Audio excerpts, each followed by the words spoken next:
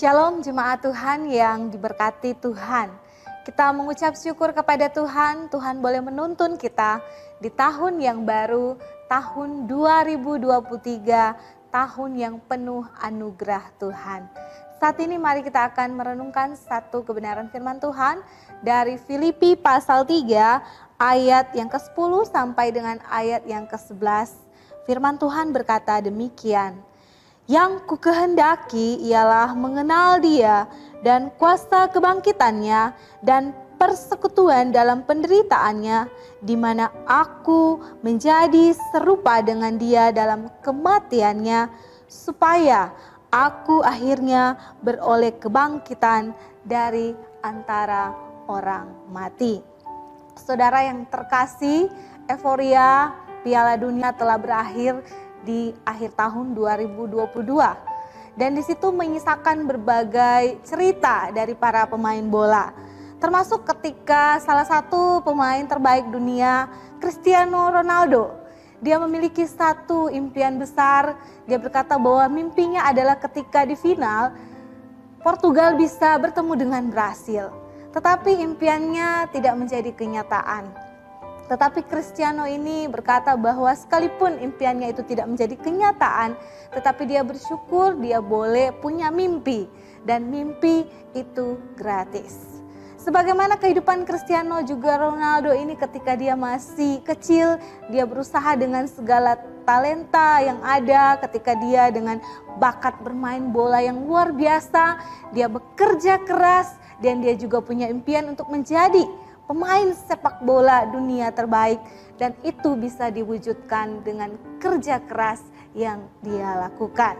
Dan akhirnya kerja keras, usaha, bakat yang dia miliki menghasilkan seorang Cristiano Ronaldo. Siapa yang tidak tahu pemain terbaik dunia ini dengan segudang prestasi yang ada. Itulah yang namanya impian-impian dunia ini. Tidak salah bagi kita kalau kita pun sama punya impian-impian di dalam dunia ini. Dan kita bekerja keras, kita berusaha sekuat tenaga untuk bisa mencapai impian kita di dunia ini. Tetapi pertanyaannya adalah, saudaraku, pernahkah kita berpikir bahwa kita sebagai anak-anak Tuhan seharusnya kita pun mengejar yang namanya impian surgawi? Apa itu impian surgawi? Impian surgawi adalah ketika seperti yang diungkapkan oleh Rasul Paulus di dalam pembacaan yang kita baca tadi.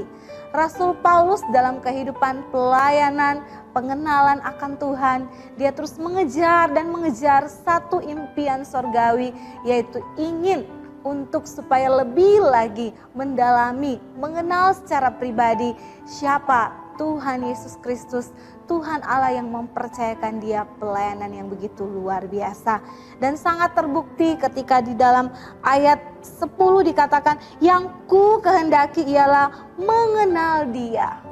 Inilah poin di mana Rasul Paulus bekerja keras, bahkan dia berusaha sekuat tenaga dengan kemampuan ilahi yang Tuhan berikan bagi dia.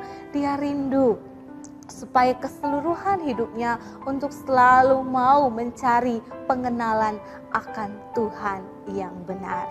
Saudaraku yang dikasihi Tuhan, sungguh sangat luar biasa ketika Paulus bagaimana di dalam jejak-jejak pelayanan yang sungguh luar biasa.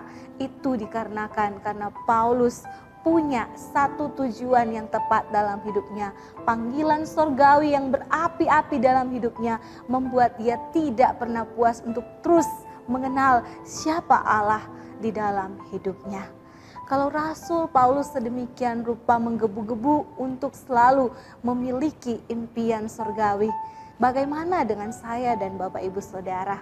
Adakah di tahun yang baru ini, ketika kita memulai resolusi-resolusi yang baru, ada terobosan-terobosan hidup yang baru, sudahkah kita tidak lupa untuk menuliskan impian surgawi kita? Mari kita tuliskan di note kita bahwa kita rindu untuk mengalami pengenalan yang benar akan Tuhan. Supaya ketika kita memulai menjejakkan kaki di tahun yang baru ini, kita terus bergumul dengan Tuhan. Tuhan, aku rindu untuk terus mengenal Tuhan dengan benar, supaya di dalam hari-hari yang kita lewati, kita akan menapaki tahun yang penuh dengan misteri, tetapi kita percaya bahwa impian surgawi itu akan menguatkan kita, akan memperlihatkan bagaimana pengharapan surgawi yang juga terbuka bagi kita, dan kita tidak pernah takut untuk menjalani tahun ini di dalam pimpinan Tuhan. Kiranya Tuhan menolong kita semua. Selamat kita menjalani tahun yang baru ini, tetap bergemul, berseru, bahkan berharap kepada Tuhan saja. Tuhan Yesus memberkati kita semua.